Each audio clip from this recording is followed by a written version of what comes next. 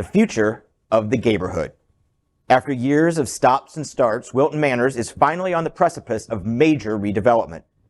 In this week's SFGN, online now and on stands tomorrow, I look at the first major project, redevelopment of the Shoppes of Wilton Manor, or Alibi Plaza as it's commonly known, in the heart of the city's entertainment district.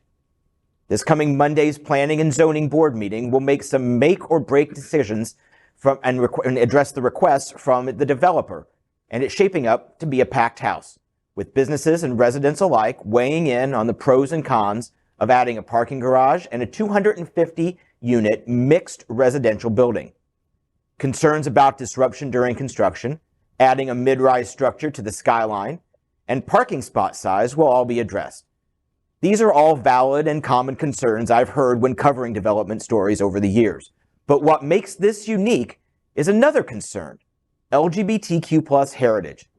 New housing brings new residents.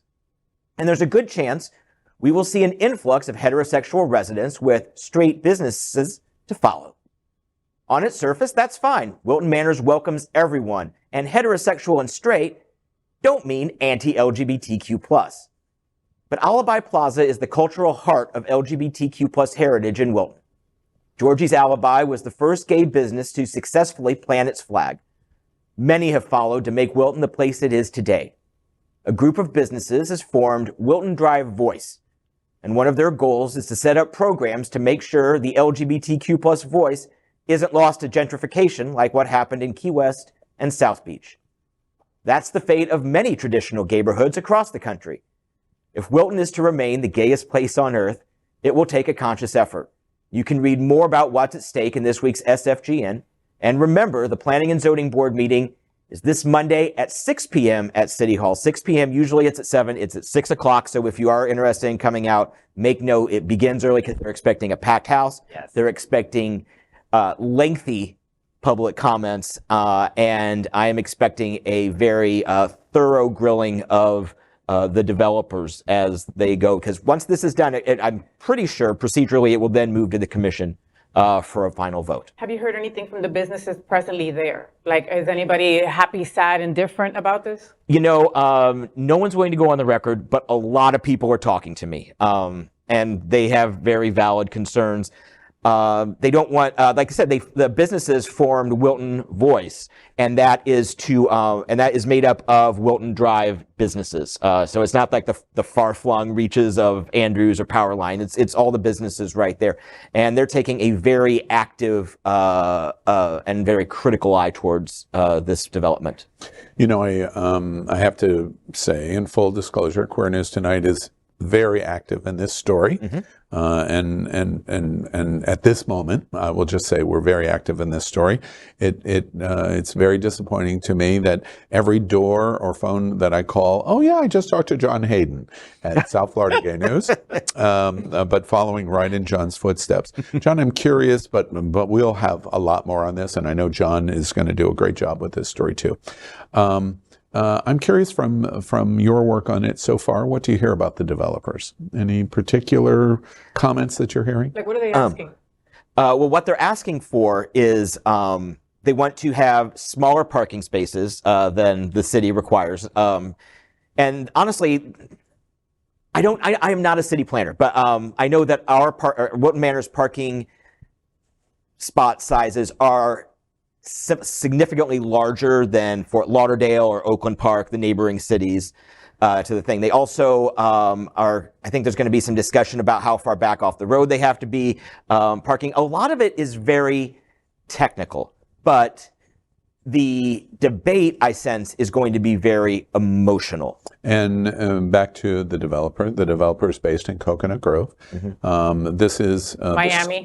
This is the smallest project the developer has. I hear estimates that this project is $80 to $100 million. Mm-hmm. So we're talking about, for Wilton Manors, a gigantic project, and it's their smallest. What do you hear anything yet from city officials, business officials, critics of the product, cheering for the project? Do you hear anything? I'll tell you, I have not talked to the developers, the developers or their representative.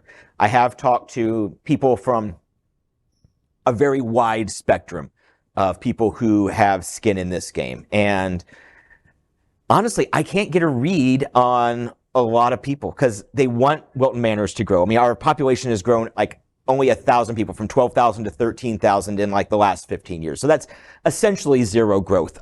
There's a new development that is getting ready to open on Andrews in Oakland Park. That's the Ave. Yes. Yep. And then there's over where the church burned, the old church burned down on 26th Street, and across from there where the Holy Angels church is. Yeah. That's going to be torn down and go away. So this is the first one. But what makes this one unique is that it is the heart of Wilton Drive. And honestly, I do believe that the swing issue in this is going to be how will the developer take steps to preserve the spirit of what is Wilton Drive. And there's a chance they're going to come back and say, well, look, we're only redeveloping half the parcel, the front building that houses Alibi, front parcel that houses Hunter's Nightclub, Tap That Ash, and several other businesses in there. That building's not going anywhere. Now, can they survive while that's happening? While this construction is going on, like not even across the street, like right across there. the parking lot. Can they survive? That's another question. But don't be fooled by thinking that the developer is generous of heart and generous of spirit. They're not redeveloping that area right now because Hunters and Alibi have such long-term leases that it would be cost prohibitive. Even at a $180 million project, it would still be cost prohibitive to buy them out of their leases. So there's no real generosity going on here, or yeah, you know what I'm saying? Are they trying to make Wilton like South Beach? I moved to South Beach, many years ago because it was our gay area. It was where I felt that I could be me freely and unapologetically, right? Then you go back to South Beach now and it's not that way anymore. Well, to answer your question, one of the major players that are affected by this construction project said in direct comparison to what they watched happen in South Beach in the 90s into the new millennium. They said in an interview with me today, you remember the joke, last gay person out of South Beach, turn off the light? Wait, strike South Beach, insert Wilton Manors. That was said today by a major player. And so John, I think his reporting gets it an absolute bullseye. This meeting and the discussion of this construction and what happens next for Wilton Manors is really, really critically important. For a developer to come in and say, well, we'll spend $80 to $100 million means that the city commission is starting to make the changes in density and city codes to allow a business. That the change of the height restriction of 4 stories to 8 stories makes this project possible. It would not be possible without that change. But the question will be, now that we have that change and a developer like this comes into Wilton Manors, what will happen to Wilton Manors and its positive effects and its negative effects? And there are both. There is no absolute winner and there's no absolute loser. So it's a question of where it lands in the middle and how that affects gentrification and how it affects LGBT.